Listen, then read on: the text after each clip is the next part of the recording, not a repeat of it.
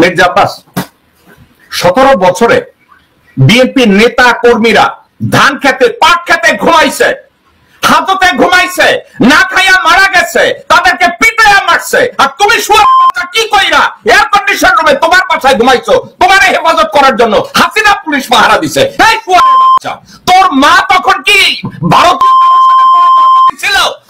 বাচ্চা, তুই কথা বলতেছিস যে তারা কেমনে মুক্তি পায়, ট্যাগ করাইছে, তুই কেমনে ঘুমাইছিস তোর বাসায়?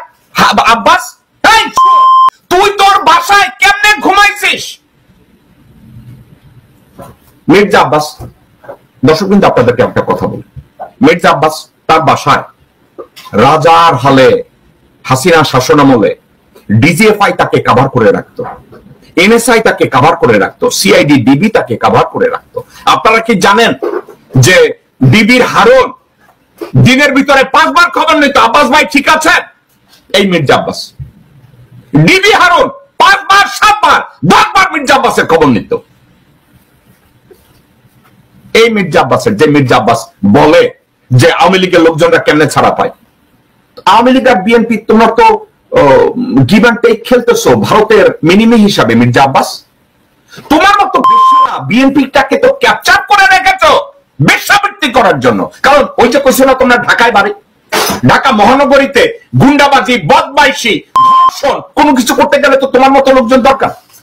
তোমার মতো লোকজনদের দিয়েই তো হরতাল হয়, যেমন মোহাম্মদপুরের মকবুলের দিয়ে আওয়ামী লীগের কাজ হয়, কাজ হইতো না?